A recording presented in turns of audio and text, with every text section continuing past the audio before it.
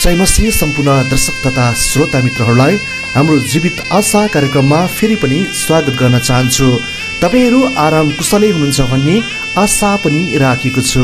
आज पनि तपाईहरूको माझमा परमेश्वरको शक्तिशाली प्रेरणादायी वचन लिएर उपस्थित भइसकेको छु। सुनेर मलाई साथ दिनुहोला। हौसलाको लागि भए पनि हाम्रो यो सानो मेहनतलाई लाइक, कमेन्ट, सेयर र सब्सक्राइब गर्न चाहिँ नभुल्नुहोला। मलाई आशा छ हाम्रो जीवित आशा कार्यक्रमलाई सुनेर आशिषमय हुनुहुनेछ र अन्तसम्म यो भिडियोलाई पुरा हेर्नुहोला। लौ त दर्शकवृन्द, हाम्रो कार्यक्रमलाई सुरु गरौँ। आजको शीर्षक तपाईको बोलावटमा धमिरा नलागोस्।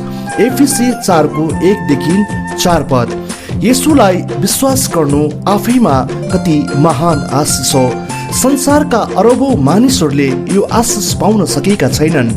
येशूको बारेमा धेरै कुरा जानेर सुनेर पनि येशूलाई आफ्नो मुक्तिदाता हो भनी स्वीकार गर्न सकेका छैनन्। क्रिस्चियन परिवारमा जन्मेर पनि धेरैले यो आशिष गुमाएका छन्। तर जसले येशूलाई साँचो रूपले चिनेका छन् उनीहरूको लागि यो कति उद्वेगको आशिष हो।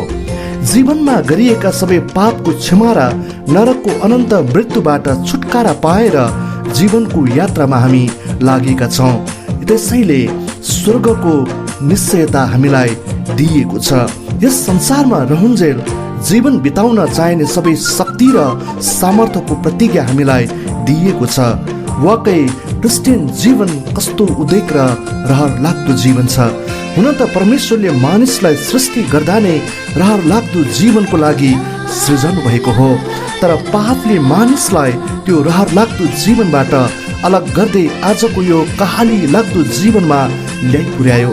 तापनि परमेश्वरले मानिसलाई यति धेरै प्रेम गर्नुभयो कि मानिसको पापको ज्याला तिर्न उहाँ आफै येशू मानिस बनेर आउनुभयो। पापको ज्याला मृत्यु भएको कारण त्यो ज्याला तिर्न क्रुसमा मारिनुभयो। मानिस मर्नुपर्ने स्थानमा येशू मर्नुभयो। मरेर चिहानमै सदाको लागि रहेको भए खासै त्यसको कुनै अर्थ हुने थिएन। तर येशू तेस्रो दिनमा मुर्दाबाट बौरिनुभयो। 40 दिनसम्म सयौं चेलाहरूसँग शारीरिक अवस्थामा नै उहाँले भेट गर्नुभयो। मुक्तिको कार्य पुरा गरेपछि उहाँ फेरि आफ्नो महिमामा जानुभयो र जाँदाखेरि हामीलाई त्यो क्रुसको सन्देश सारा संसारलाई सुनाउने जिम्मा दिएर जानुभयो र भन्नुभयो कि उहाँ फेरि यस संसारलाई रहर लाग्दो स्वर्गीय संसार बनाउनको लागि फर्केर आउनुहुनेछ। दर्शक तथा श्रोताबिन, त्यसकारण यदि तपाईँले येशूलाई हृदयबाट मुक्तिदाता भनी स्वीकार गर्नुभएको छ भने तपाईँले उहाँको यो आज्ञालाई स्वीकार गर्नै पर्छ।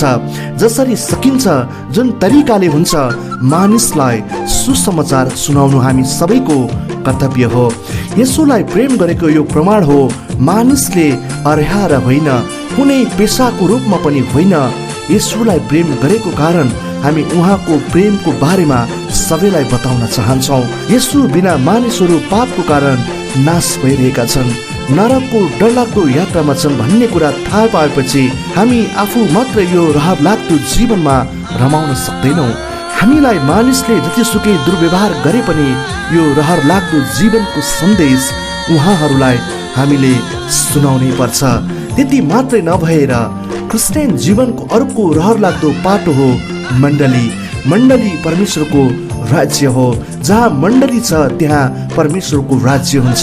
सुसमाचारमा विश्वास गर्नेहरूलाई स्वर्गीय जीवनको बारेमा सिक्ने र सिकाउने ठाउँ पनि मण्डली नै हो। येशूलाई हामीले कतिको गहिराइबाट चिनेका छौँ भने जाँच्ने र जाँचिने ठाउँ पनि मण्डली नै हो। एउटा क्रिस्चियनले अर्को क्रिस्चियनसँग गरेको व्यवहारले स्वर्गमा पाइने इनामको निर्णय गरिरहेको हुन्छ भने संसारमा रहन्जेल सुसमाचारलाई शक्तिशाली वा कमजोर बनाउने काम पनि गरिरहेको हुन्छ।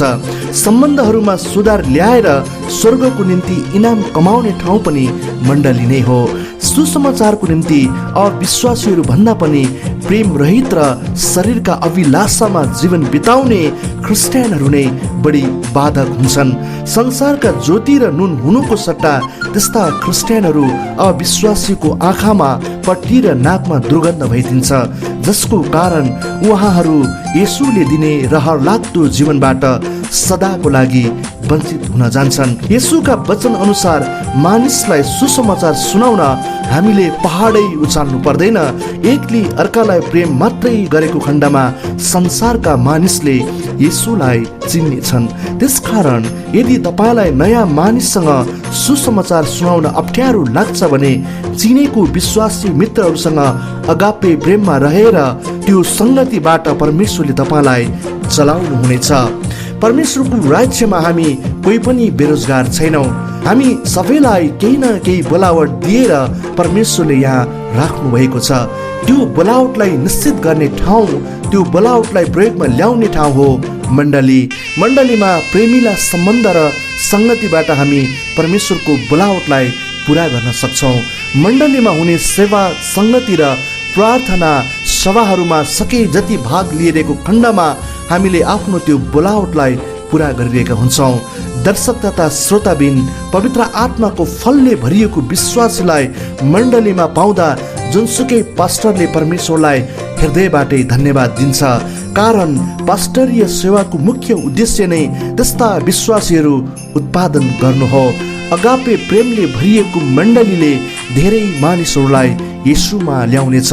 त्यो मण्डलीमा आत्मिक र संख्यात्मक वृद्धि सधैँ हुनेछ। प्रेमले भरिएका विश्वासीले सबैलाई आफ्नो जीवनबाट सुसमाचार प्रचार गरिरहेका हुन्छन्। तसर्थ दर्शक तथा श्रोताबिन, प्रार्थनाद्वारा आफ्नो बोलावटलाई पुरा गर्न सक्छौँ। आफ्नो मण्डलीका पास्टर र सम्पूर्ण सदस्यहरूको लागि निरन्तर प्रार्थना गरौँ। विश्वासमा नआएका आफ्ना आफन्त र छिमेकीहरूको लागि निरन्तर प्रार्थना गरौँ। आफ्नो गाउँ, सहर र देशको मुक्तिको लागि निरन्तर प्रार्थना गरिरहौँ। सुसमाचारको लागि दुःख भोगिरहेका र सेवामा लागिरहेका सबैको लागि पनि निरन्तर प्रार्थना गरौँ। आफ्नो औकातले भ्याए जति भेटी र दशांश दिएर पनि हामी आफ्नो बोलावटलाई पुरा गर्न सक्छौँ। धन्यवाद दर्शक तथा श्रोताबिन, आजको कार्यक्रम सुनेर तपाईँलाई कस्तो लाग्यो प्रार्थना सहित मनन गर्नुहोस्। अब अन्त्यमा परमप्रभुको अनुग्रह तपाईँको जीवनमा प्रशस्त मात्रामा रहेकोस् भन्दै म प्रस्तोता तपाईँको मित्र राजेश मगर पनि बिदा हुन चाहन्छु। फेरि अर्को दैनिक कार्यक्रममा भेट गर्ने बाचा गर्दै सबैलाई जय मसीह र कोरोना संक्रमण बढिरहेको हुँदा सचेत र सतर्क पनि रहौं। Stay home, stay safe.